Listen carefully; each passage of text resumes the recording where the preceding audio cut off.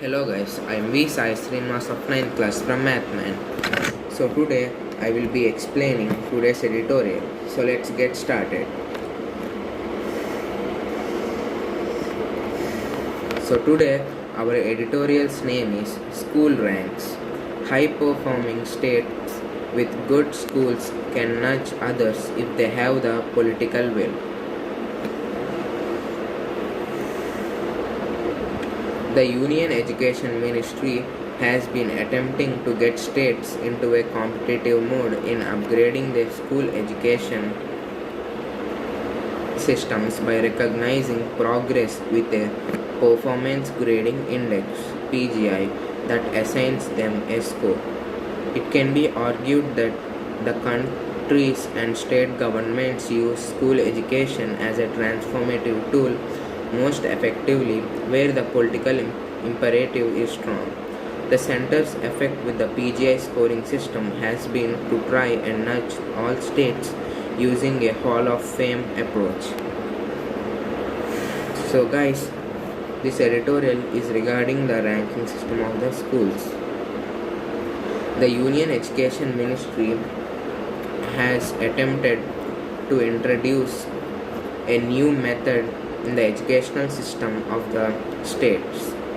So, according to it, they must introduce a new competitive system in their schools which would help in upgrading the school education system based on PGI or Performance Grading Index. According to it, the PGI will give them a certain score, and based on this certain score they will be given their ranking. So the countries and state governments use school only for the purpose of education, and the political imperative here is strong, and the center is also attempting to introduce the PGI scoring system and it wants the states to follow it, because then the state should use a Hall of Fame approach, because of which the students will feel competitive among them and will try to work even harder. In the latest set of scores and grades for the pre-COVID-19 year 2019-20, the Andaman and Nicobar Islands, Chandigarh, Kerala, Punjab and Tamil Nadu have performed the best, although they still fall short of the 951 to 1000 points slab, the highest possible. It should be heartening to 33 states and union territories, and their PGI scores have improved over the previous year, and in the case of Andaman and Nicobar, Punjab and Arunachal Pradesh by noteworthy 20%. Several middling states continue to make progress.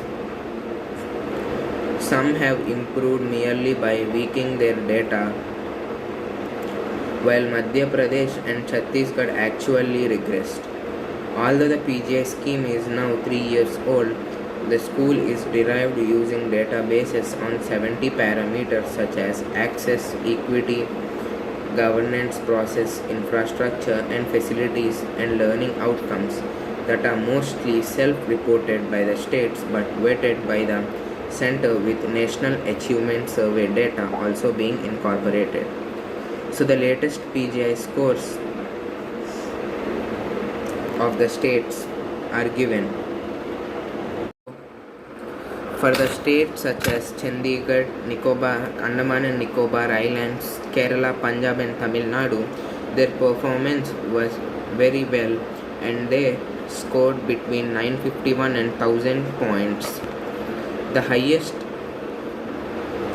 performance of the states, 33 states and union territories of the PGI scores improved in this year.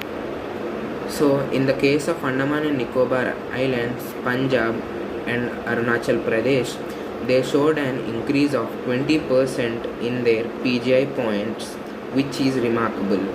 But if you take some states like Madhya Pradesh and Chhattisgarh, their PGI points even decreased.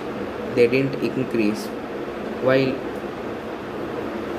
some states increased their PGI points by decreasing the data which is to be studied by the students, so that the outcomes might be better, but the things they learned are not the same as compared to others. So the score for the schools is taken based on 70 parameters.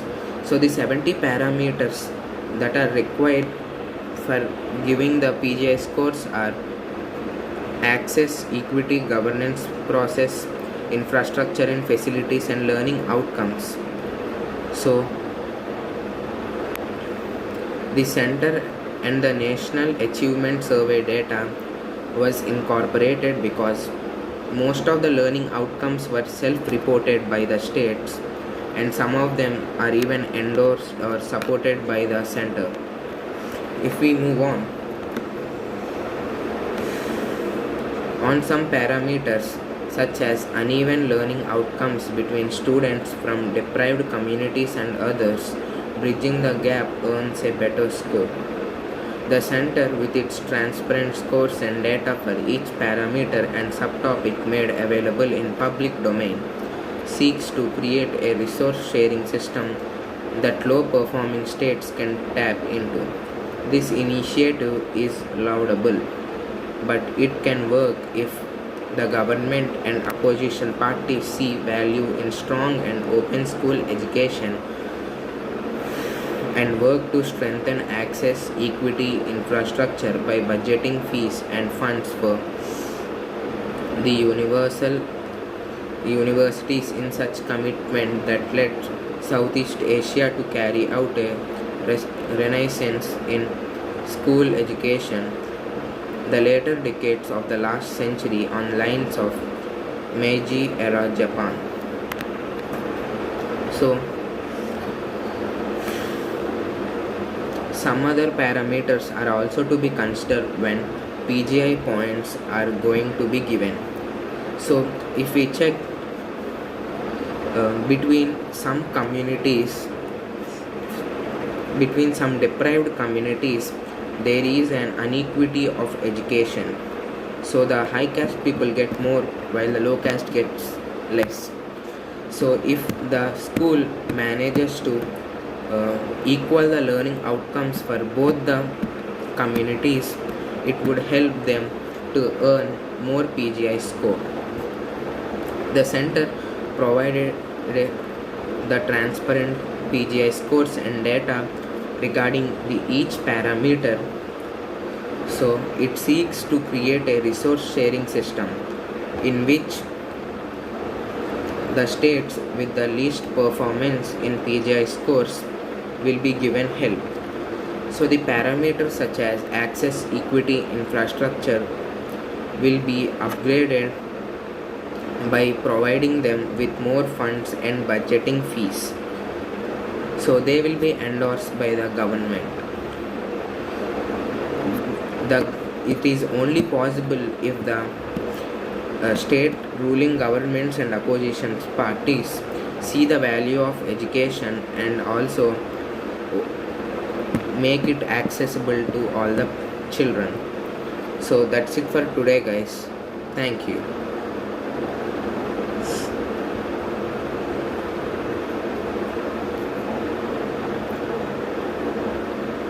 Thank you.